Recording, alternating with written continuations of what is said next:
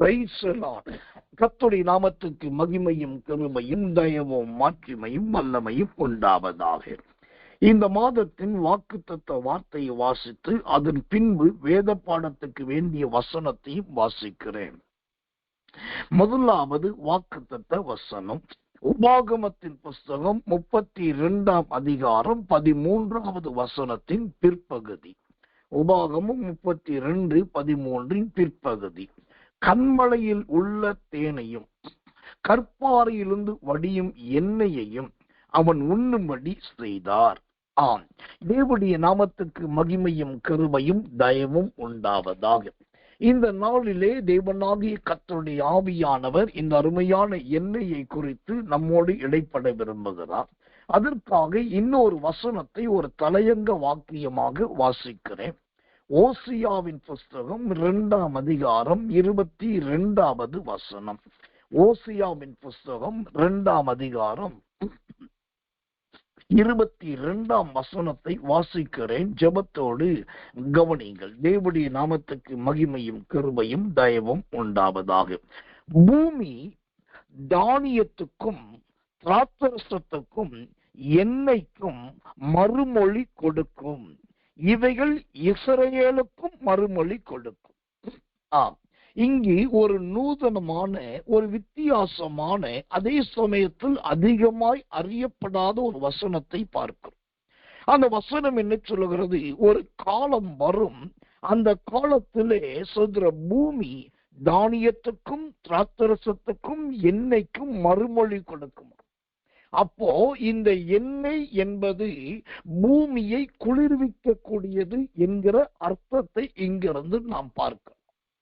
இந்த பூமியிலே எவ்வளவு எண்ணெய் விளைகிறது, எவ்வளவு எண்ணெய் எடுக்கப்படுகிறது, எவ்வளவு எண்ணெய் உற்பத்தி செய்யப்படுகிறது, என்ன எண்ணெய் தயாரிக்கப்படுகிறது, ஒவ்வொருத்தரும் பயன்படுத்துகிற எண்ணெயின் அளவு என்ன, அது தேவனுக்காக கொடுக்கப்பட்ட எண்ணெய் எவ்வளவு என்பதை எல்லாம் கர்த்தர் நல்லவர், ஆண்டவர் கணக்கு பார்த்து கொண்டிருக்கிறாராம்.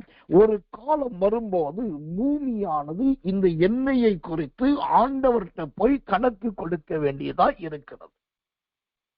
இந்த இடத்துல ஒரு பயங்கரமான செய்தியை நீங்கள் அறிய வேண்டும்.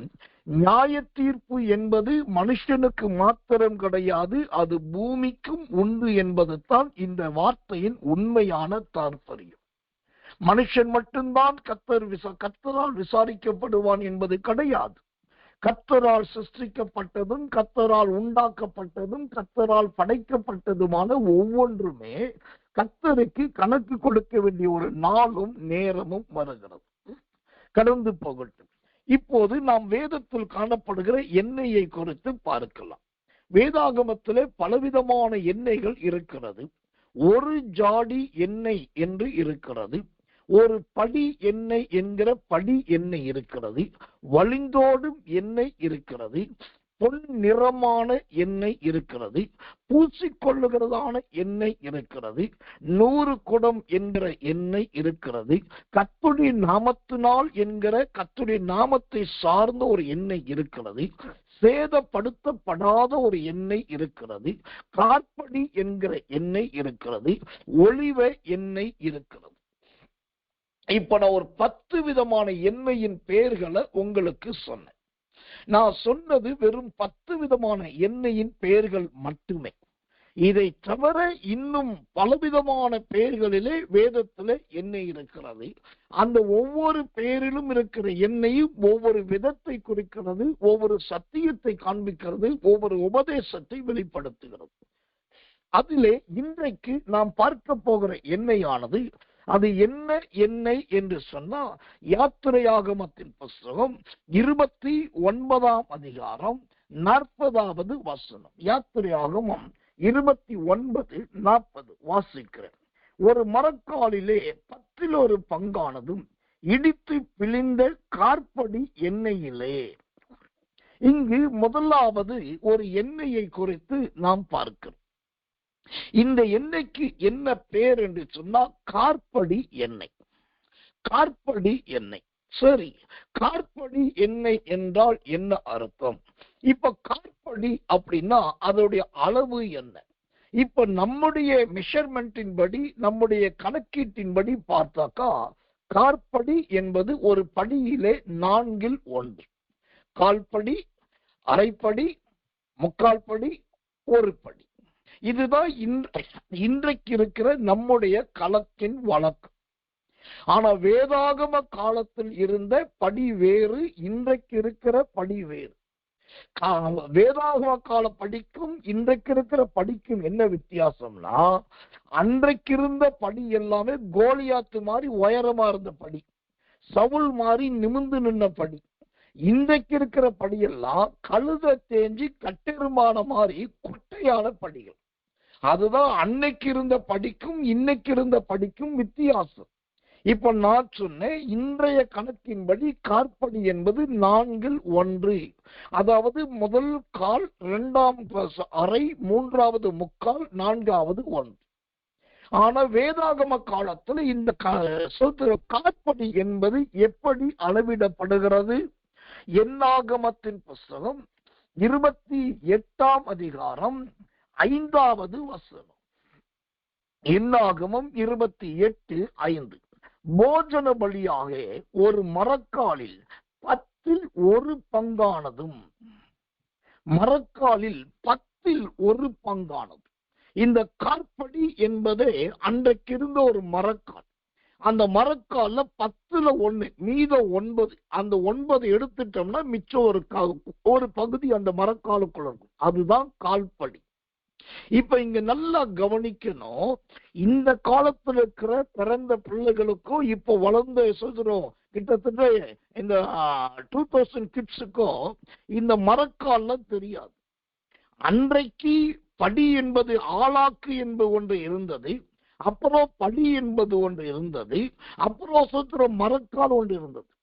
அன்றைக்கு ஆளாக்கு என்பது வீட்டுக்குள்ளே சமையல் அறையிலே பெண்கள் சமையலுக்காக பருப்பு வகைகளை அளந்து போடுவதாய் இருந்தது.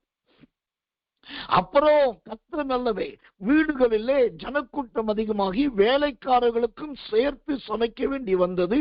அதனால ஒரு படி அரிசி எடுத்து போட்டு சமைக்கிறவர்களாய் பெரிய பானையிலே சமைத்தார்கள். அப்புறம் சொல்ற இதே படிக்கணக்கு இதெல்லாம் வீட்டுக்குள் இருந்தது. ஆனா விவசாய நிலத்திலே, வயல்வெளியிலே கோதுமை, நெல் போன்ற விளைச்சொல்ல பயிர் வகைகளை, தானியங்களை அறுவடை செய்யும் போது அங்கு மாலை நேரத்தில் வேலை ஆட்களுக்கு கூலி கொடுப்பார்கள். அந்த கூலியானது படிக்கணக்கில் இருக்காது, மரக்கால் கணக்கில் இருக்கும். அந்த படிக்கும் மரக்காலுக்கும் என்ன வித்தியாசம்னா, ஒரு மரக்கால் என்பது 6 படி நிறைந்ததுதான் ஒரு மரக்கால். 6 படி நெல்ல அளந்து அந்த மரக்காலில் கொட்டினா அது கரெக்டா நிரம்பி கோபுரத்தை போல சரியா உயரமா இருக்கும். அப்போ 6 படி சேர்ந்தது ஒரு மரக்கால்.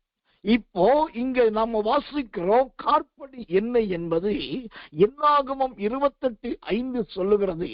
ஓ கர்த்தர் நல்லவே, அது ஒரு மரக்காலிலே 10 பங்கு என்று பார்க்கிறோம். தேவனுடைய நாமத்துக்கு மகிமை உண்டாவதாக. அப்படியானால் இந்த காற்படி என்ன என்பது இதுல ஒரு சத்தியம் இருக்குதா? நீங்க என்னையா புதுசா ஏதோ சொல்றீங்க, இதெல்லாம் நாங்க கேட்டதே கிடையாது, அறிஞ்சதே கிடையாதுன்னா அது சொல்லுவதற்கு ஆட்கள் இல்லை, சொன்னாலும் கேட்பதற்கு ஆட்கள் இல்லை.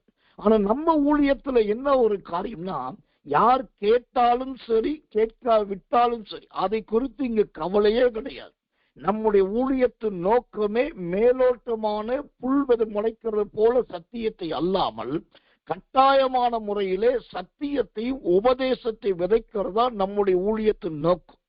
அதனால விரும்புறாங்க, விரும்பல, கேட்கிறாங்க, கேட்கல, என் சொல்ற எல்லாம் பிடிச்சிருக்கு, பிடிக்கல, அதற்கெல்லாம் அங்க இடமே கிடையாது. ஒரு குறிப்பிட்ட காலத்துக்கு முன்பாக நான் வேதாகம கணக்குகள் என்று ஒரு வேத பாடத்தை எடுத்தேன். வேதத்தில் இருக்கிற ஒவ்வொரு கணக்கா போட்டு சொல்ற அந்த கணக்கெல்லாம் கூட்டல், வேதத்தில் இருக்கிற கூட்டல் கணக்கு, வேதத்தில் பெருக்கல் கணக்கு, வேதத்தில் இருக்கிற வகுத்தல் கணக்கு, வேதத்தில் இருக்கிற சொல்ற மற்ற கணக்கு என்று சொல்லி ஒவ்வொரு கணக்காக வேதத்தில் காண்பிக்க ஆரம்பித்தேன். அப்போ ஒரு தாயார் எனக்கு ஒரு வாய்ஸ் நோட் போட்டிருந்தாங்க. எல்லாம் உங்க வேத பாடமே ரொம்ப நல்லா இருக்கு, எல்லாம் சரிதான். ஆனா இந்த கணக்கு வேத பாடம் எங்களை கிறுக்கு மாதிரி ஆக்குது. அப்போ சோதரி இது என்னன்னு எங்களுக்கு புரியல ரொம்ப. அது மட்டும் இல்லாம இதெல்லாம் ஜனங்க கேட்கவே மாட்டாங்க, எங்கெங்க எப்படியோ பிரசங்கம் பண்றாங்க. நீங்க ஏன் போய் வேதாகம கணக்கெல்லாம் போட்டுட்டு இருக்கீங்க, அதெல்லாம் இன்னைக்கு தேவையா என்று கேட்டாங்க. அப்ப நான் ஒண்ணுதான் நினைச்சேன், கர்த்தர் நல்லவன். ஒரே ஒருத்தவங்க தான் அப்படி ஒரு பதில் போட்டாங்க, மற்ற யாரும் எந்த இது தெரிவிக்கல. ஆண்டவருக்கு மகிமை. அப்போ நான் ஒண்ணு யோசித்தேன், இது இந்த அளவுக்கு சத்தியம் மறைக்கப்பட்டிருக்கிறது, மூடப்பட்டிருக்கிறது, ஒழிக்கப்பட்டிருக்கிறது. ஆனால் அது மூடப்பட்ட, மறைக்கப்பட்ட, ஒழிக்கப்பட்ட சத்தியத்தை கொண்டு வருவதற்காகத்தான் தேவன் நம்மை ஊழியத்தில் வைத்திருக்கிற, உயிரோடு வைத்திருக்கிறார். சரி, கடந்து போகட்டும். இப்போ இந்த காற்படி எண்ணெய், இன்றைக்கு நாம் பார்க்க போகிற தேவனுடைய வார்த்தை காற்படி எண்ணெய். இந்த காற்படி எண்ணெய் என்பது என்ன? அந்த யாத்திரையாகமத்தின் புஸ்தகம் 29ஆம் அதிகாரம் 40வது வசனத்தில் மன்னிக்கணும் சுத்ரம். அந்த யாத்திராவும் 29ஆம் அதிகாரம் 40வது வசனத்தை வாசிக்கிறோம். கர்த்தருக்கு மகிமையுள்ளதாக. இந்த காற்படி எண்ணெயானது எப்படி தேவ சமூகத்துக்கு வந்தது என்பதை நாம் பார்க்க வேண்டும். அது தேவ சமூகத்துக்கு வருவதற்கு முன்பாக அந்த காற்படி எண்ணெய் சந்தித்ததான சில காரியங்களை கவனிக்க போகிறோம். யாத்திரையாகமம் 29ஆம் அதிகாரம் 40வது வசனத்தை வாசிக்கிறேன். கர்த்தருக்கு மகிமை உண்டாவதாக. கர்த்தர் நல்லவர், கர்த்தர் நல்லவர். ஒரு மரக்காலிலே 10 பங்கானதும் இடித்து பிழிந்த ஓசத்திரம் காற்படி எண்ணெய். இப்போ இந்த காற்படி எண்ணெய் தேவனுடைய சமூகத்துக்கு வருவதற்கு முன்பாக அங்கு எதை சந்தித்தது என்று சொன்னால், இடிக்கப்படுகிற அனுபவத்தை சந்திக்கிறது. கர்த்தருடைய நாமத்துக்கு மகிமை உண்டாவதாக.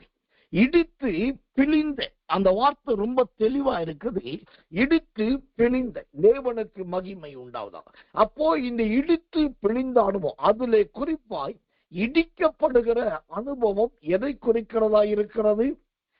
சங்கீதத்தின் புஸ்தகம் 137ஆம் சங்கீதம் 7வது வசனம். சங்கீதம் 137:7. கர்த்தாவே, எருசலேமின் நாளில் ஏதோமின் புத்திரரை நினையும், அவர்கள் அதை இடித்து போடுங்கள், அஸ்திபாரம் மட்டும் இடித்து போடுங்கள் என்று சொன்னார்களே. இந்த காற்படி எண்ணெய் என்பது முதலாவது இடிக்கப்பட்ட அனுபவத்தை காண்பிக்கிறது. இந்த இடிக்கப்பட்ட அனுபவம் எதை குறிக்கிறது தெரியுமா? பரிசுத்தவான்களும் தேவ பிள்ளைகளும் எருசலேமுக்காக பிதாவை நோக்கி ஜெபிக்கிறதை காண்பிக்கிறது. இந்த சங்கீதம் 137:7 சொல்கிறது, ஆண்டவரே ஸ்தோத்திரம், நீர் கடைசி நாட்களில் நியாயம் விசாரிக்கும் போது, எருசலேமுக்காக எழும்பும் போது ஏதோமின் புத்திரரை நினைத்துக் கொள்ளும். ஏனென்று சொன்னா, அவங்கதான் சொன்னாங்க எருசலேமை இடித்து போடுங்க, அது அஸ்திபாரம் வரைக்கும் இல்லாத அளவுக்கு இடித்து போடுங்கள் சொன்னதே ஏதோமின் புத்திரர். அப்போ இந்த இடிக்கப்படுகிற அனுபவம் எதை குறிக்கிறது? வேதனையின் மிகுதியினால் புலம்புகிறதையும், ஸ்தோத்திரம், தேவனுக்கு சில காரியத்தை தெரிவிக்கிறதை காண்பிக்கிறது. அப்ப எண்ணெயிலே காற்படி எண்ணெய் என்பது முதலாவது இடித்து போடப்படுகிற அனுபவம். எனக்கன்பான தேவ பிள்ளைகளே, ஒன்று உங்களுக்கு தெரியுமா? சிலர் ஊழியக்காரர்களையும் ஊழியக்காரிகளையும் அல்லது ஊழியங்களையும் கூட ரொம்ப துச்சமா நினைக்கிறாங்க, ரொம்ப கேவலமா பேசிடுறாங்க. அவங்களுக்கு பேசுறதுக்கு என்ன அதிகாரம் என்பதையும் சொல்லிடுறேன். என்ன அதிகாரத்துல பேசுறாங்கன்னா, அவன் ஒரு ஊழியக்காரன், அவன் என்ன பண்ணிட முடியும், அவன் ஊழியக்காரி, அவன் பெருசா ஒண்ணு பண்ணிட முடியாது அப்படின்னு சொல்லி நினைச்சுக்கிட்டு தான் இவங்க அந்த மாதிரி செய்யறாங்க. ஏன்னா ஊழியக்காரை எதிர் சண்டை போடக்கூடாது, ஊழியக்காரி ஐயோ மொய்யோன்னு கத்தக்கூடாது. அது அவங்களுக்கு தெரியும். நம்ம என்ன பிரச்சனை பண்ணாலும் அவங்க ரோட்டுக்கு வர போறது கிடையாது, நம்மளை பத்தி பெருசா பேப்பர்லயோ நியூஸ்லயோ சொல்ல போறது கிடையாது. அவங்க சோத்திர மூளையில போய் அழதான் செய்வாங்க நினைச்சு அவங்க நினைக்கிறாங்க. ஆனா அந்த மூடர்களுக்கு, அந்த மதீனமானவர்களுக்கு ஒண்ணு தெரியல, பேப்பருக்கும் டிவிக்கும் நியூஸுக்கும் பரவிடுகிற செய்தியை விட ஒரு ஊழியக்காரி ஒரு தேவ பிள்ளை தேவ சமூகத்தில் உட்கார்ந்து கர்த்தாவே ஏதோமியரை நினையும் என்று சொன்னா போதும். அவங்க மூளையில உட்கார்ந்து ஆண்டவருக்கு நினைவுபடுத்தினா போதும். தேவ சமூகத்துல கண்ணீர் விட்டா அழுதா போதும். அங்கு என்ன நடக்கும் ஏது நடக்கும் என்பது கர்த்தருக்கும் அந்த பாதிக்கப்பட்ட தேவ மனுஷனுக்கும் மனுஷிக்கு மட்டும்தான் தெரியும். கர்த்தருக்கு மகிமை உண்டாவதாம். அப்ப காற்படி என்ன என்பது முதலாவது இடிக்கப்படுகிற அனுபவம். இந்த செய்தியை கேட்கிற எனக்கு மிகவும் பிரியமும் அன்புமான விசுவாச தேவ ஜனமே, உங்களை இடிக்கிறதும் உங்களை நொறுக்குகிறதுமான யாராவது பணபலத்தை கொண்டோ மனபலத்தை கொண்டோ ஆள்பலத்தை கொண்டோ செஞ்சா, நான் ஒரு சத்தியத்தை கற்றுக் கொடுக்கிறேன். நீங்க செய்ய வேண்டிய ஒன்னே ஒண்ணு, அவன் இடிக்கிற வரைக்கும் இடிக்க ஒப்புக்கொள்ளுங்க. இடுப்பு எலும்பு ஒடிக்கிறானா ஒடிக்க பார்க்கட்டும், கை எலும்பு முறிக்க பார்க்கிறானா முறிக்க பார்க்கட்டும், இடத்தை விட்டு கிளப்ப பார்க்கிறானா கிளப்ப பார்க்கட்டும். அவங்க என்ன செய்ய முடியுமோ செய்யட்டும், தடுக்காதீங்க. ஆனா அது அவனால் தொடர்ந்து போராட முடியாது. ஒரு குறித்த நேரம் மட்டும்தான் அவனால போராட முடியும்.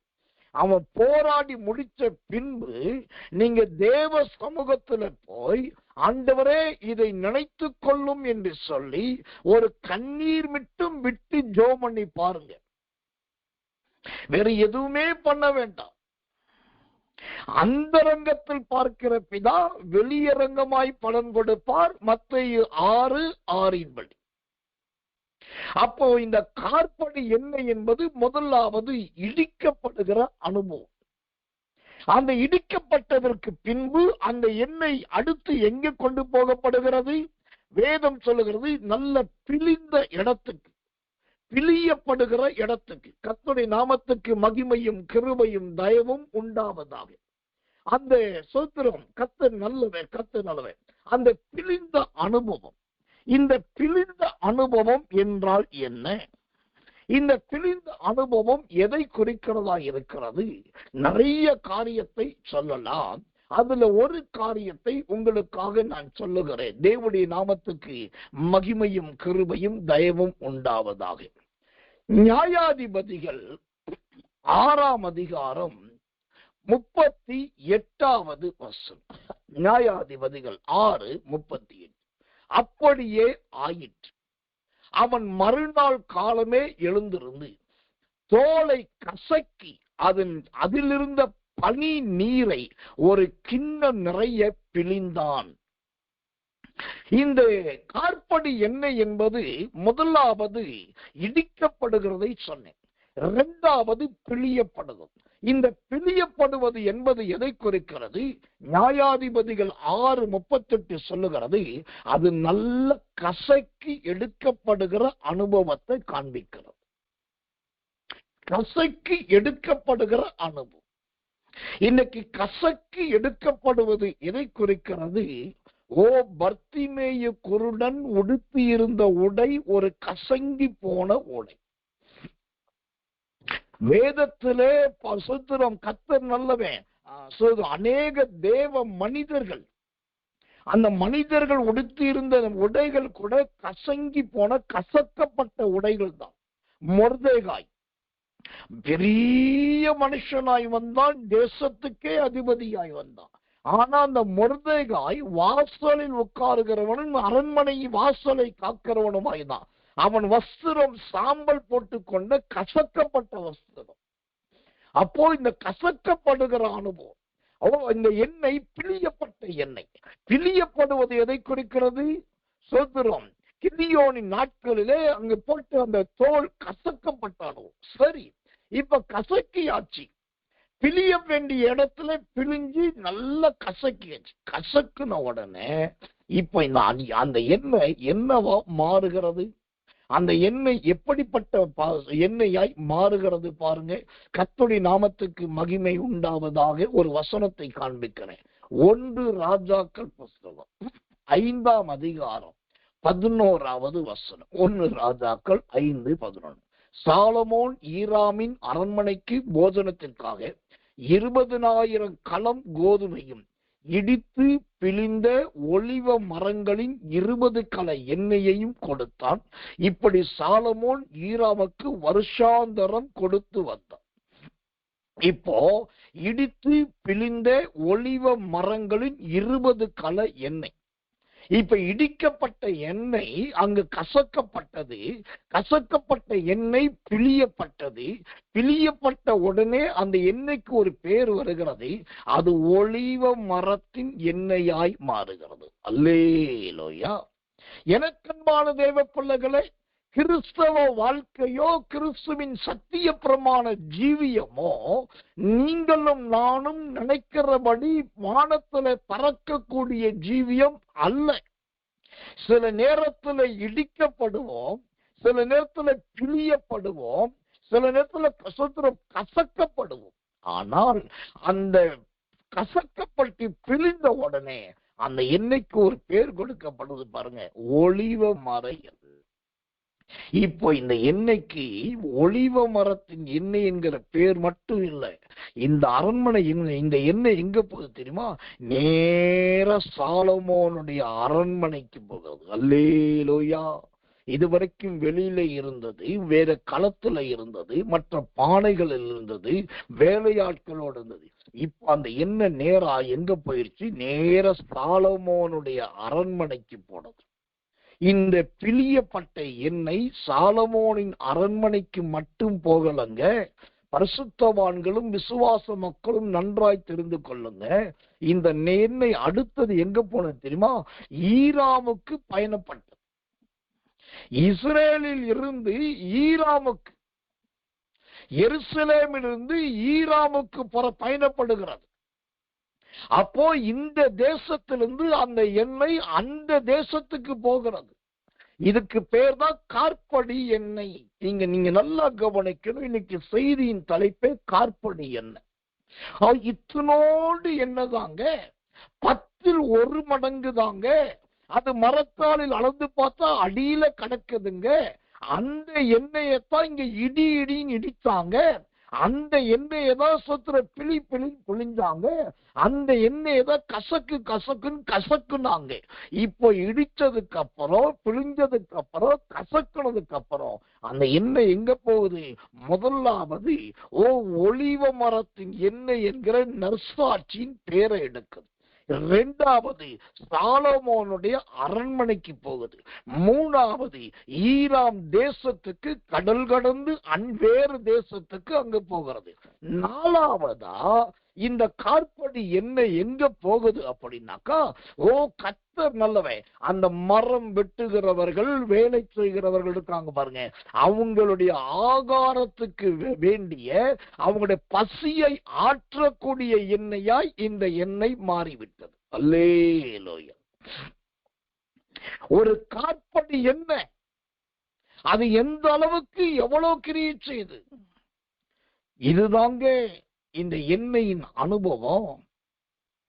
இன்னைக்கு நிறைய பேருக்கு இடிக்கப்படுவதும் கசக்கப்படுவதும் பிழியப்படுவதும் மட்டும்தான் பெருசா பேசுவாங்க. ஆனா தேவன் அவர்களை ஒரு அரண்மனையின் வாழ்க்கையில வைத்திருக்கிறார். மகாராஜாவின் வாசஸ்தலம் என்கிற சத்திய வாசலுக்குள்ளதான் நம்ம இருக்கிறோம். அதை மறந்துடுறாங்க. சாலமோனுடைய அரண்மனை என்கிற நல்ல ஊழியத்துலதான் ஆண்டவங்களை வச்சிருக்கிறார். அதை மறந்துடுறோம். அடுத்தது ஈராம், தேவன் தமக்கு பிரியமான இடத்துக்கு சாட்சியாக, செய்தியாக, ஊழியனாக, ஊழியக்காரியா கர்த்தர் கொண்டு போறார். அதை மறந்துடுறோம். ஆனா இப்ப நம்ம செய்யறது என்ன? அங்கேயும் போய் பழைய சுத்திரம், அங்கேயும் பழைய பிரமாணத்தையே பாடுறோம். நான் எவ்வளோ கஷ்டப்பட்டேன் தெரியுமா? நான் வெறும் காப்படி என்னதான் தெரியுமா? ஐயோ, நான் எவ்வளவு இடிக்கப்பட்டேன் தெரியுமா? நான் எவ்வளவு கசக்கப்பட்டேன் தெரியுமா? எவ்வளவு பிழியப்பட்டேன் தெரியுமா? இதையே பாடிக்கொண்டிருக்கு. ஊழியக்காரனாக நான் சொல்றேன், நீங்க உங்க அனுபவத்தையோ சாட்சியையோ பகிர்ந்து கொள்வது தப்பே கிடையாது. அது முக்கியம், கண்டிப்பா சொல்லுங்க. ஆனா உங்க வாழ்க்கைய பேசுறது மட்டுமே ஊழியமா வைக்காதீங்க. சத்தியம்னா சத்தியத்தை பேசுங்க. நீங்க நம்முடைய செய்திகளை நீங்க நல்லா கவனிங்க. என்னை குறித்து, என் குடும்பத்தை குறித்து, என் பிள்ளைகளை குறித்து, என் ஜீவியத்தை குறித்து சொல்லுதுன்னா, எப்போதோ ஒன்று ஏதோ ஒன்று ஒரு இடத்துல சரியா ஏக பொருத்தமா இருந்து அதை சொல்லப்படும். இல்லாத பட்சத்துல மற்ற ஊழியங்களை குறித்தும் நல்ல காரியங்களை குறித்து தான் அங்க சொல்லப்படும். அதுல பிரதானமா சத்தியத்துக்கு சத்தியத்தை தான் ஓமையா சொல்லுவோம்.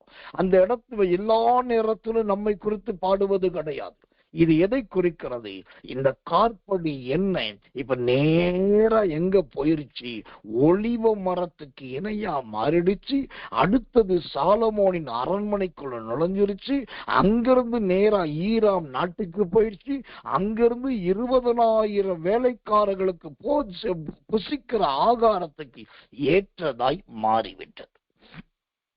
கர்த்தர் நல்லவர், கர்த்தர் நல்லவர், கர்த்தர் நல்லவர். இப்போ இந்த யாத்திரையாகமம் 29 அதிகாரம் 40 இந்த காற்படி எண்ணெய்க்கு அடுத்ததாக, அதாவது இந்த எண்ணெயை குறித்த அந்த வசனம் அடுத்ததாக என்ன சொல்லுகிறது? வாசிக்கிறேன். ஒரு மரக்காலில் 10 பங்கானதும் இடித்து பிழிந்த காற்படி எண்ணெயிலே பிசைந்ததும் ஆகிய. இப்போ இந்த எண்ணெய் எதற்கு ஏற்ற எண்ணெயா மாறிச்சு தெரியுமா? நல்ல பிசையக்கூடிய எண்ணெயாக மாறிவிட்டது. ஓ கர்த்தர் நல்லவர், கர்த்தர் நல்லவர், கர்த்தர் நல்லவர். ஆண்டவருடைய நாமத்துக்கு மகிமையும் கிருபையும் தயவும் உண்டாவதாக. இந்த பிசைந்ததுமாகிய அருமையான எண்ணெய் ஆச்சு. பிசைந்ததுமாகிய என்றால் என்ன? அது எதை குறிக்கிறதா இருக்கிறது? நல்லா கவனிக்கணும். எல்லா எண்ணெயும் ஊற்றி எல்லாத்திலையும் பிசைய முடியாது. ஆனா சில எண்ணெயை மட்டும்தான் ஆகாரத்துல போட்டு நல்லா பிசைய முடியும். என்ன சொல்கிறோம்? மாவுல போட்டு பிசைய முடியும். அப்போ இப்ப இந்த எண்ணெய் அடுத்தது எந்த கட்டத்தை அடைஞ்சிருக்கு தெரியுமா? நல்ல பிசையக்கூடிய அனுபவத்துக்கு ஏற்ற அருமையான எண்ணெயாக இது மாறி இருக்குது. தேவனுக்கு மகிமையும் கிருபையும் தயவும் உண்டாவதாகும். இந்த பிசையப்படுகிற எண்ணெயா மாறி இருக்குதே, அந்த பிசையப்படுகிற அனுபவம் எதை குறிக்கிறதா இருக்கிறது? என்னாகமத்தின் புஸ்தகம் 28 அதிகாரம் 13 என்னாகமம் 28:13. போஜன பலியாக ஒவ்வொரு ஆட்டுக்குட்டிக்கு 10 பங்கானதும் எண்ணெயில் பிசைந்ததுமான மாவையும் கர்த்தருக்கு சுகந்த வாசனையான சர்வாங்க தகன பலியாக செலுத்த கடவீர்கள். அல்லேலூயா. இப்ப இந்த எண்ணெய் சோத்திரம் கர்த்தர் நல்லவே சாலமோனுடைய அரண்மனைக்கு வந்தது. அடுத்தது அந்நிய தேசத்துக்கு போனது. அடுத்தது ஆகாரம் புசிக்கிறவர்களுக்கு கொடுப்பதற்கு தயாரானது. இப்போ இதுவரைக்கும் இந்த எண்ணெய் தனியா பயணம் பண்ணுச்சு. அதோட பேரல்ல, அதோடைய ஜாடியில, அதற்கு வைக்கப்பட்ட பாத்திரத்துல அது பயணம் பண்ணுது. இப்போ இந்த எண்ணெயோடு இன்னொன்று சேருகிறது. என்ன சேருகிறது தெரியுமா? அந்த யாத்திராகமம் 29:40 சொல்லுது, மெல்லிய மாவு சேருகிறது. ஆமென். அந்த பிசையப்படுகிற அனுபவம் வந்த உடனே நல்ல மெல்லிய மாவு வந்து இந்த எண்ணெயோடு சேர்ந்து கொள்ளுகிறது. இந்த எண்ணெயானது நல்ல மெல்லிய மாவோடு கூட அருமையாய் சேர்ந்து கொள்ளுகிறது. கர்த்தருடைய நாமத்துக்கு மகிமையும் கிருபையும் தயவும் உண்டாவதாகும். அப்போ இந்த எண்ணெய்க்கு தனிமையாய் ஆண்டவர் விடாம கரெக்டா மெல்லிய மாவுல கொண்டு போய் ஆண்டவர் சேர்க்கிறார். இப்ப இந்த மெல்லிய மாவு என்றால் என்ன? இந்த மெல்லிய மாவு என்பது எதை குறிக்கிறதா இருக்கிறது? அதை குறித்து வேதாகமம் ரொம்ப தெளிவான அழகான வாக்கியங்களை வேதத்தில் ஆவியானவர் எழுதி வைத்திருக்கிறார். இந்த மெல்லிய மாவை குறித்து சொல்லுகிறேன் பாருங்க. 1 நாளாகமத்தின் புஸ்தகம் 23 அதிகாரம் 29 1 நாளாகமம் 23:29.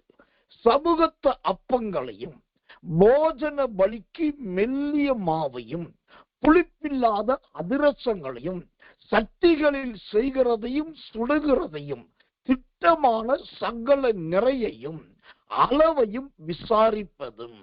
இப்போ இந்த எண்ணெய் நல்ல மாவுல போட்டு பிசையக்கூடிய அனுபவம் வந்த உடனே அங்கு அதற்கென்று ஒரு மாவை ஆண்டவர் ஆயத்தமா வைத்திருக்கிறார். அந்த மாவு நல்ல மெல்லிய மாவு. இந்த மெல்லிய மாவுக்குள்ள அந்த எண்ணெய் வந்த உடனே அந்த மாவு என்னவா மாறுது பாருங்க. ஆண்டவருக்கு படைக்கிற சமூகத்து அப்பங்களை அந்த எண்ணெய் சுட்டு கொடுக்குது. அப்புறம் கர்த்தர் நல்லவர், புளிப்பில்லாத அதிரசங்களை சுட்டு கொடுக்குது. அப்புறம் சட்டியில செய்யறது, அப்புறம் சட்டியில சுடுறது, என்னென்ன இருக்குதோ அது எல்லாத்தையும் இந்த எண்ணெயினாலே செய்கிறாங்க. இதுதாங்க ஒரு தேவ பிள்ளையின் வளர்ச்சி. இதுதான் கர்த்தருடைய ஜனத்தின் முதிர்ச்சி. நீங்க எந்த பரிசுத்தவான், எவ்வளவு பெரிய மாபெரும் வல்லமையான உலக பிரசித்தி பெற்ற ஊழியக்காரர்களையும் கூப்பிட்டு பேசி பாருங்க. அவனுடைய ஆரம்ப காலம் இந்த எண்ணெயை போல இடிக்கப்பட்டதாகத்தான் இருந்திருக்கும். அப்புறம் கசக்கப்பட்டதாகத்தான் இருந்திருக்கும். அப்புறம் பிழியப்பட்டதாகத்தான் இருந்திருக்கும். இப்படி பல அனுபவத்துல வந்ததுக்கு அப்புறம்தான் அவர்களை தேவன் 1 பேதுரு 5:10 சீர்படுத்தி, ஸ்திரப்படுத்தி, பலப்படுத்தி அவங்களை கிறிஸ்துவுக்குள் நிலை நிற்க வைக்கிறார். இந்த உருவாக்குதலுக்கு ஏற்ற ஒரு ஓமையை சொல்லனா, அப்போஸ்தலர் நடபடிகள் 9ஆம் அதிகாரத்தை நீங்க மெதுவா படிச்சு பாருங்க. அங்க பைபிள் சொல்லுகிறது, கர்த்தர் சவுல் என்கிற பவுலை சந்தித்த உடனே அவன் குதிரையிலிருந்து கீழே விழுந்தான். ஆண்டவருக்குள் வந்து ஆண்டவருக்காய் பயன்பட விரும்புகிற, கர்த்தருக்காக அநேக தாளந்துகளை வெளிப்படுத்த விரும்புகிற யாரையும் ஆரம்பத்தில் தேவன் விழ பண்ணுவார். அதில் சந்தேகமே கிடையாது. சில சொல்லுவாங்க, ஓ கவலைப்படாத, நீ விழமாட்டே, கர்த்தர் காத்துக்கொள்ள, கவலைப்படாதே, கர்த்தர் உன் கையை பிடிச்சுக்குவாரு, நீ தடுமாறவே மாட்டே, கவலைப்படாதே, நீ எங்கேயும் பள்ளத்துல சரிக்கிற மாட்டே, ஆண்டவர் உன்னை ஏந்தி கொள்வார். அதெல்லாம் உண்மைதான். ஆனா ஒரு மனுஷன் உருவாக்கப்பட வேண்டும், ஒரு மனுஷி உருவாக்கப்பட வேண்டும், ஒரு தேவ பிள்ளை தேவனுக்காக நல்ல பணியாரமாகவும் சமூகத்து அப்பங்களாகவும் போஜன பலிக்கு ஏற்ற பலியாகவும் புளிப்பில்லாத அதிரசமாகவும் சட்டியில் சுடுகிற பொருளாகவும் நல்ல சட்டியில செய்கிற பொருளாகவும் மாறணும்னாக்கா இந்த வழியில வந்துதான் ஆகணும். அவ்வளோ பெரிய சவுளையே குதிரையிலிருந்து கீழே விழ பண்ணினா. சரி, கடந்து போட்டு இப்ப இந்த கார்படி என்ன அடுத்தது எங்க வந்துருச்சு? மாவோடு பிசையப்படுகிற இடத்துக்கு வந்துருச்சு. வெறும் எண்ணெயா இருந்தது, இப்ப தன்னோடு மாவையும் சேர்த்துக்குச்சு, மாவு எண்ணெயோட சேர்ந்துக்குச்சு. இப்ப இங்க கவனிக்கணும், எண்ணெயும் மாவும் சேர்ந்த உடனே அங்க ஒரு வேலைக்காரோட கை என்ன செய்து இந்த மாவையும் எண்ணெயும் சேர்த்து நல்லா பிசைகிறது. இந்த பிசைகிற இடத்துல மாவானது உதிர்ந்து போனதாகவோ எண்ணெயானது வழுக்கி போனதாகவோ இல்லவே இல்லை. இது எதை குறிக்கிறது? சில நேரத்துல ஆண்டவர் நம்மளை கொண்டு போய் பார்வைக்கு மெல்லிய மாவு மாதிரி சிலர் இருப்பாங்க. பாக்குறதுக்கு இந்த பூனையும் பால் குடிக்குமா, இந்த பிள்ளையும் கையை கொடுத்தா கடிக்குமா, ஐயோ பாவம் அப்புறாணியா இருக்காங்க, அவங்கள பார்த்தாலே அப்படி குழந்தை மனசு மாதிரி இருக்குது, முகத்தை பார்த்தாலே பால் வடியுதுன்னு நினைப்போம். ஆனா பாக்குறதுக்கு பால் வடிகிற முகம்தான். பேசுற முகத்தை அவங்க சிரிக்கிறது பார்த்தா அப்படியே பால் குடிக்கிற குழந்தைதான், பேசுறது பார்த்தா சர்க்கரையாத்தான் இருக்கும். ஆனா நீங்க பக்கத்துல போயிட்டீங்க, அவங்களோட இணைஞ்சிட்டீங்கன்னா அவங்க உங்களை எந்த வகையில நல்லா பிசையணுமோ பிசைஞ்சு எடுப்பாங்க. இதுதான் இன்றைக்கு இருக்கிற உலகம். ஆனா இந்த எண்ணெய்த்த ஒரு கற்றுக்கொள்ள வேண்டிய சத்தியம் என்ன தெரியுமா? இதுவரைக்கும் நான் தனியா கப்பல்ல பயணம் பண்ணி வந்தேன். இப்ப என்னை கொண்டு வந்து இங்க வச்சுட்டாங்க. இப்ப மாவை கொண்டு சேர்த்துட்டாங்க. சரி, ஆண்டவர் நியமிச்சது ஏற்றுக்கொள்றேன் சொல்லி அந்த எண்ணெயானது மாவோடு பிசைந்து போவதற்கு தன்னை முழுவதுமாய் அர்ப்பணித்து விட்டது. அந்த எண்ணெய் கெட்டு போகவே இல்லை. அந்த எண்ணெய் நாற்றம் எடுக்கவே இல்லை. அந்த எண்ணெய் நுரைத்து போகவே இல்லை. அந்த எண்ணெய் வழிந்து வேற இடத்துக்கு ஓடவே இல்லை. கர்த்தர் நல்லவே. அந்த கார்படி எண்ணெய் அழகாய் மாவோடு பிசைவதற்கு அர்ப்பணித்தது. இதுக்கு பேர் தான் கீழ்ப்படிதல் என்று அர்த்தம். தேவன் உங்களை கொண்டு போய் சம்பந்தம் இல்லாத யாரையோடு சேர்த்து வைப்பார். அவசியம் இல்லாத யாரோடு கர்த்தர் இணைத்து வைப்பார். உங்களுக்கும் அவங்களுக்கும் ஏணி வச்சாலும் எட்டாது என்பது தெரியும். உங்களுக்கும் அவங்களுக்கும் ஒத்து வராது என்பது தெரியும். ஆனா கர்த்தர் கொண்டு போய் அங்கதான் வைப்பார். நீங்க 1000 பழமொழி பேசுவீங்க, இது ஜாடிக்கேத்த மூடி கிடையாதும்பீங்க. இது நானா தெரிஞ்சுக்கிட்ட வழின்னு சொல்லுவீங்க. ஆனா அப்படி கிடையாது. நீங்க ஒரு தேவனுடைய பிள்ளை. நீங்க ஏற்கனவே கர்த்தர் சமூகத்தில் ஜெபிக்கிறவங்க. அப்ப ஜெபிக்கிறவங்களா இருந்து தேவனை அறிகிறவங்களா இருந்து உங்களுக்கு ஒரு சிக்கலுள்ள வாழ்க்கை உள்ள வந்திருக்குனாக்கா, தேவன் அனுமதிச்சிருக்கிறார்னாக்கா உங்களை அநேகருக்கு பிரயோஜனமா மாற்ற போகிறார் என்று அர்த்தம். அதற்கு இந்த எண்ணெய் நல்ல இணங்கி வரணும். அதற்கு இந்த எண்ணெய் தன்னை ஒப்பு கொடுக்கணும். மாவுக்கு உள்ளே போகவும் மாவை போட்டு பிசையும் போது அந்த பிசைதலுக்கும் அது அர்ப்பணிக்கிறது. அப்படி பிசையப்பட்ட பின்புதான் இந்த கார்படி எண்ணெய் போடப்பட்ட அந்த மாவுல இருந்து என்னெல்லாம் வருது பாருங்க. தேவனுடைய சமூகத்து அப்பங்கள். தேவ சமூகத்துல அவ்வாறு அப்பங்கள். ஒரு பக்கத்துல 6 அப்பத்தை அடுக்குவாங்க, அடுத்த பக்கத்துல 6 அப்பத்தை அடுக்குவாங்க. அது பரிசுத்த அப்பம் என்று பெயர். அப்போ இந்த எண்ணெயானது இப்ப நேரா ஒலிவ மரமா இருந்தது. அடுத்தது சாலமோனுடைய அரண்மனைக்கு வந்தது. அடுத்தது தீர்வுக்கு வந்தது. அங்க போய் இப்ப மனுஷர்களுக்கு வந்தது. கடைசியா இப்ப அந்த எண்ணெயில மெல்லிய மாவு வந்த உடனே அந்த எண்ணெய் நேரம் எங்க போயிடுச்சுன்னா கர்த்தருடைய மகா பரிசுத்த ஸ்தலத்துக்கு போயிடுச்சு. ஏன்னா அந்த மகா பரிசுத்த ஸ்தலத்துலதான் சமூகத்து அப்பங்களை வைப்பார்கள். கர்த்தர் நல்லவே, கர்த்தர் நல்லவே. புளிப்பில்லாத அதிரசங்களை சுட்டு அங்கதான் வைப்பாங்க. இப்ப கவனிக்கணும், இந்த கார்படி எண்ணெயில அடுத்த ஒரு விசேஷம் என்ன தெரியுமா? இந்த எண்ணெயை ஊத்தி அந்த மாவை பிசைஞ்ச உடனே 1 நாளாகமோ 23:29 சொல்லுகிறது, அந்த மாவு அப்படியே புளிப்பில்லாத மாவா மாறிடுச்சு. அதுல அதிரசத்தை சுட்டாக்கா புளிச்ச அதிரசம் வரல, புளிப்பில்லாத அதிரசம். அப்ப இந்த எண்ணெய்க்கு என்ன சக்தி தெரியுமா?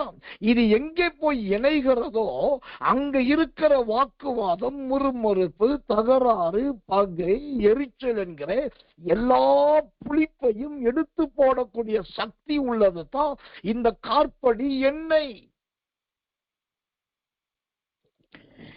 தேவனுடைய பிள்ளைகள், தேவனை ஆராதிக்கிறவர்கள் என்று சொன்னா ஆண்டவர் உங்களை கொண்டு போகிற இடத்துல நீங்க கொஞ்சம் வம்பும் தும்பும் பண்ணக்கூடாது. அதற்கு பதில் உங்க மூலமா அங்க இருக்கிற புளிப்பெல்லாம் மாறணும்.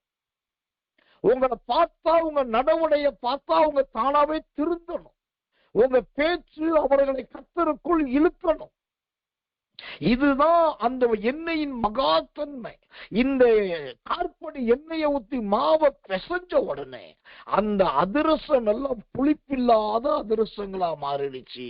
அந்த அப்பம் எல்லாம் தேவ சமூகத்து அப்பங்களாய் மாறிடுச்சு. அல்லேலூயா. எனக்கன்பான தேவ பிள்ளைகளே, ஒரு எண்ணெய் அப்பத்தை தேவனுடைய அப்பமா மாற்றுறது. ஒரு எண்ணெய் அதிரசத்தை புளிப்பில்லாத அதிரசமா மாற்றுது. ஒரு எண்ணெய் செய்கிற ஊழியத்தை கூட இன்னைக்கு இருக்கிற விசுவாசிகள் செய்யறது கிடையாது. எவ்வளவு பேருக்கு தெரியும்? இங்க தெளிவா சத்தியம் சொல்லப்படுது, பாரத்தோடு ஜனங்களுக்கு ஜெபிக்கப்படுதுன்னு.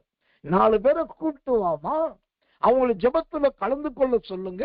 நீங்க ஐடியை டவுன்லோட் பண்ணி கொடுங்க, அவங்க லிங்க் சேர்த்து கொடுங்க, ஐடியை போட்டு உள்ள கனெக்ட் பண்ண வைங்கன்னாக்கா நாமளே வர்றது கரெக்டா 8:15 கூட்ட ஆரம்பிச்சா சொல்றோம். கத்த நல்லவே டாண்டா டாண்டா டாண்டான்ட்டு கரெக்டா 9:05 9:10. ஏன்னா அப்போதான் ஐயா எல்லாத்தையும் பேசி முடிச்சுட்டு வசனத்துக்குள்ள வருவாருன்னு. கத்த நல்லவன். இது எல்லாம் வேகாத பணியாரங்கள், இதெல்லாம் பிசையாத மாவுகள், இது எல்லாம் தேவ சமூகத்துக்கு போகிற அப்பங்கள் கிடையாது. தேவ சமூகத்துக்கு அப்போனாக்கா அங்க இருக்கிற புளிப்பையும் கசப்பையும் எடுக்கக்கூடியதா இருக்கணும். சாதாரண அப்பத்தை தேவ சமூகத்தின் அப்பமா மாற்றணும். சத்தியத்தை கேட்கிறீர்கள், வசனத்தை கேட்கிறீங்க, உபதேசத்தை கேட்கிறீங்க. இதை கேட்டு மற்றவரிடத்தில் சொல்லி எத்தனை பேரை தேவ சமூகத்தை அப்பமா மாத்தி இருக்கீங்க? இதை கேட்டு எத்தனை பேரை நல்ல பணியாரங்களாக, நல்ல அதிரசங்களாக மாற்றி இருக்கிறீர்கள்? ஒரு எண்ணெயானது, கார்படி எண்ணெயானது என்னெல்லாம் வேலை செய்து பாருங்க. இதெல்லாம் நாம் கற்றுக்கொள்ள வேண்டும். கர்த்தர் நல்லவே. நான் ஆரம்பத்திலே சொன்னேன், ஓசியாவின் புஸ்தகம் கர்த்தர் நல்லவே அந்த 2ஆம் அதிகாரம் 22ஆம் வசனம் சொல்லுது, பூமியானது என்னைக்கும் கணக்கு கொடுக்கணும். என்னைக்கே பூமி கணக்கு கொடுக்கணும்னா அப்ப இந்த சத்தியத்தை கேட்கிற நீங்களும் நானும் கணக்கு கொடுத்துதானே ஆக வேண்டும். கர்த்தருக்கு மகிமை உண்டாவதாக. கடந்து போகட்டும். இப்போ இந்த எண்ணெய் அடுத்தது நல்ல பிசைந்த மெல்லிய மாவுக்கு ஏதுவாய் தன்னை வணைந்து கொடுத்தது. அந்த மாவுக்குள்ள போன உடனே அந்த மாவை அப்படியே தேவ சமூகத்தின் அப்பமா மாற்றி கர்த்தருக்கு பிரியமான பணியாரமும் ஆண்டவருக்கு உகந்த அதிரசங்களாகவும் சட்டியிலே செய்யக்கூடியதும் சட்டியில் வறுக்கக்கூடியதுமான எல்லாவற்றுக்கும் ஏதுவாய் அந்த எண்ணெய் தன்னை மாற்றிக்கொண்டது.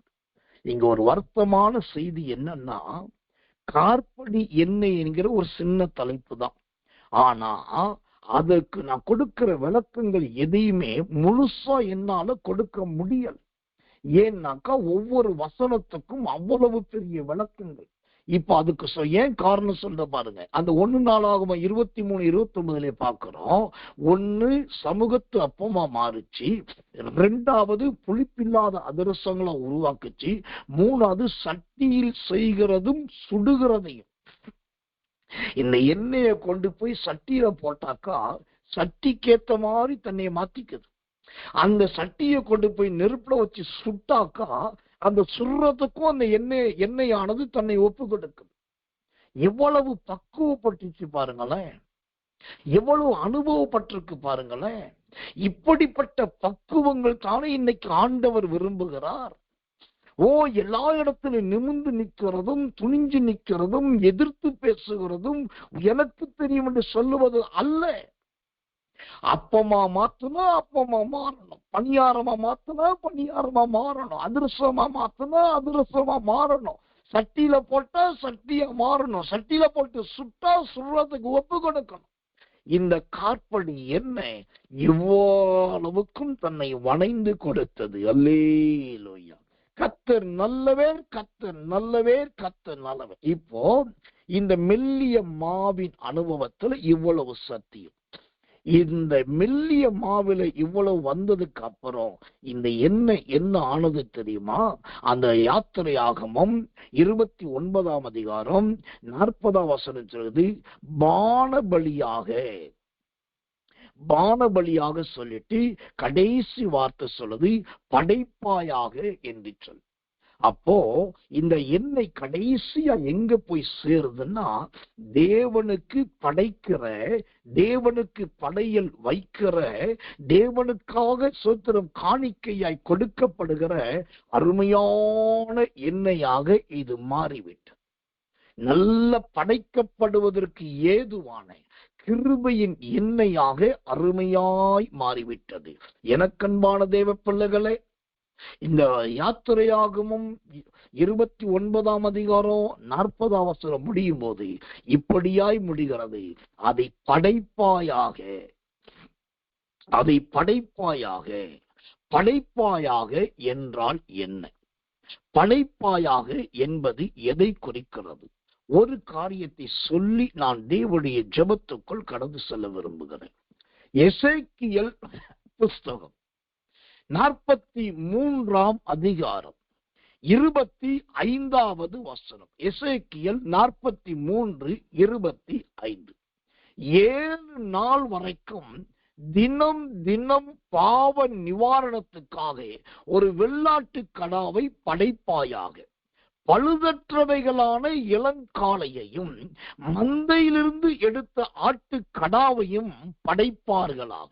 இப்போ இந்த படைப்பாயாக என்ற வார்த்தை எதை குறிக்குதுன்னா, எசேக்கியேல் 43:25 ரொம்ப தெளிவா சொல்லுது.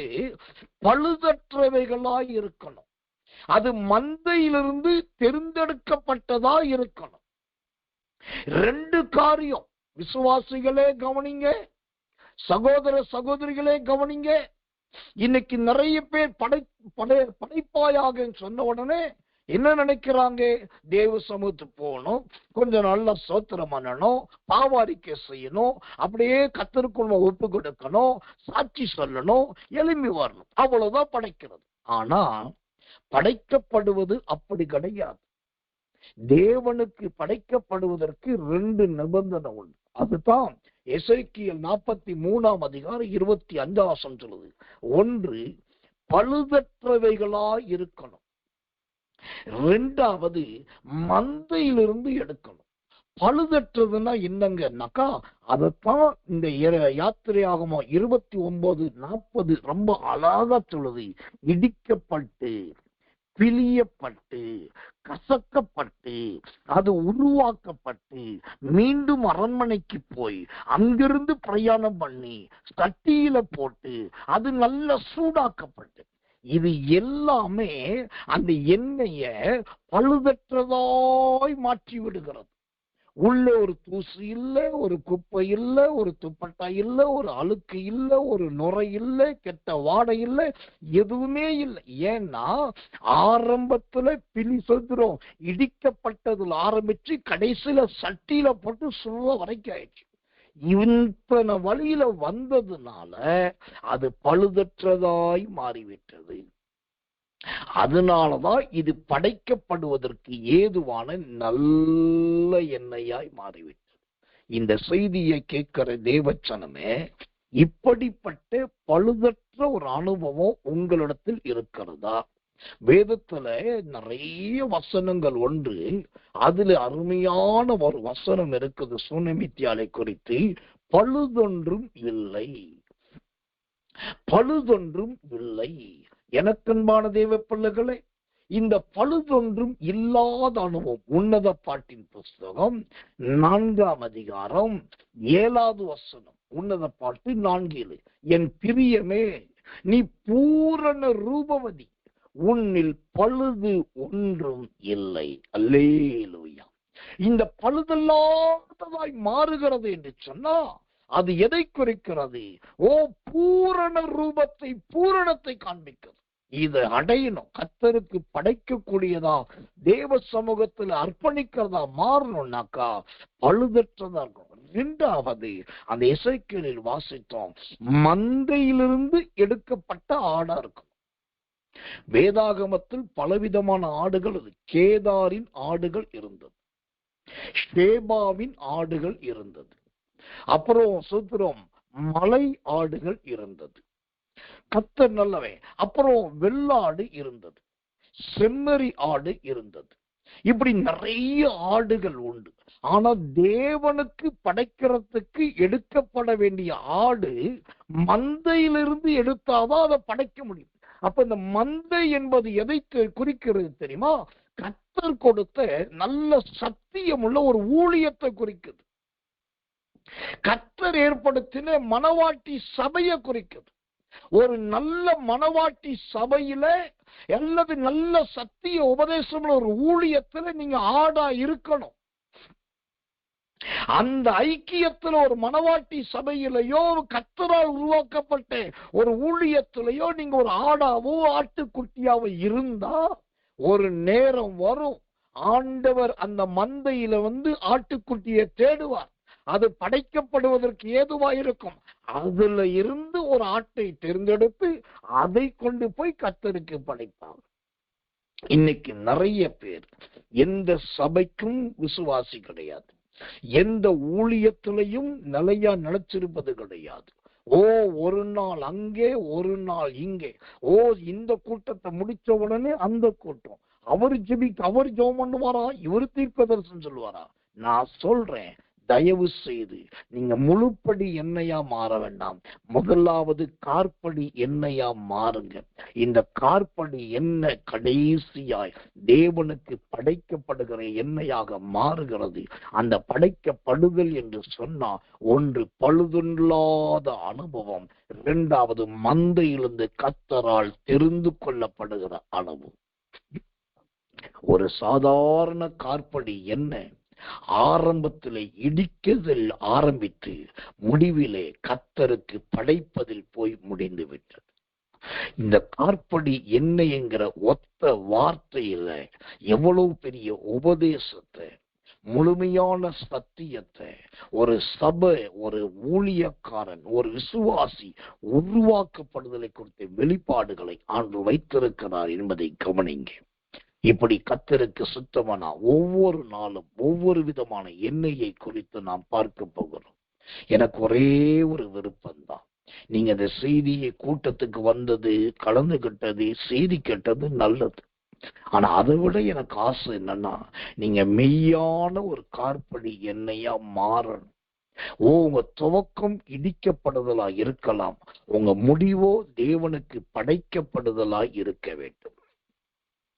தேவனுக்கு படைக்கப்படுகிற ஒரு பழுதற்றதாய், தேவனுக்கு படைக்கப்படுகிற தேர்ந்தெடுக்கப்பட்ட ஆடாய் இருக்கணும். அதுதான் எனக்கு வாஞ்சை. அப்படிப்பட்ட ஒரு அனுபவத்துக்கு உங்களை ஒப்புக்கொள்ளுங்க.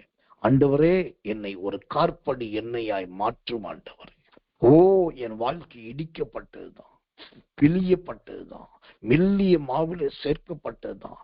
நான் தேவ சமூகத்தை அப்பமா மாறணும்னு பார்த்தேன். நல்ல சுதந்திரம் பணியாரமா மாறணும்னு பார்த்தேன், நல்ல அதிரசமா மாறணும்னு பார்த்தேன், நல்ல சட்டியில போட்டால் சகிக்கணும், உண்மைதான். ஆனா இப்போ கடைசியா நான் என்னையே உமக்கு படைக்க விரும்புகிறேன். என்னை நீ தேர்ந்தெடுத்து கொள்ளுவீராக. பழுதற்ற மகனாக, பழுதற்ற மகளாக என்னை மாற்றும் என்று சொல்லி எல்லாரும் கண்களை மூடி ஒப்பு கொடுத்து கர்த்தருக்கு முன்பாய் உற்சாகமாய் ஸ்தோத்திரம் பண்ணுவோம், இயேசுவின் நாமத்தினாலே. ஆமென். நாம் ஜெபிப்போம். அன்புள்ள நல்ல பரம பிதாவே, நல்ல அருமையான சாயங்காலம் கடந்த ராத்திரி நேரத்தில் இதோ இந்த மாதத்தில் காலைதோறும் கண்மலையை குறித்தும் இரவுதோறும் எண்ணெயை குறித்தும் ஆண்டவர் எங்களிடத்தில் இடைப்பட போகிறீர். ஆண்டவரே, இந்த எண்ணெயில் கார்படி எண்ணெய் என்பதை குறித்து இன்றைக்கு பேசி இருக்கிறேன். அந்த எண்ணெய் எப்படியெல்லாம் மாற்றமடைந்து கடைசியாய் தேவனுக்கு படைக்கப்படுகிற எண்ணெயாய் அது மாறினதை போல இந்த செய்தியை கேட்ட பிள்ளைகள் இந்த தேவ செய்தி திரும்ப போட்டு கேட்கட்டும், திரும்ப இந்த சத்தியத்தை கவனிக்கட்டும், இதை அநேகருக்கு பகிர்ந்து கொள்ளட்டும்.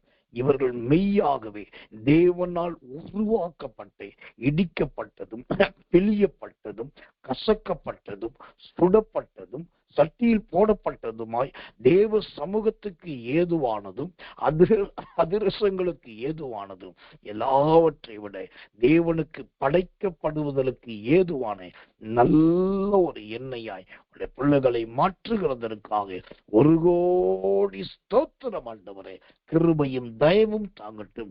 இரவில் நல்ல நித்திரை தாரும். அதிகாலை இருட்டோட ஜெபத்திலே கலந்து கொண்டு உடைய கிருபையின் அபிஷேகத்தை, விடுதலையை, வார்த்தைகளை பெற்றுக்கொள்ள தயப்பாராட்டும்.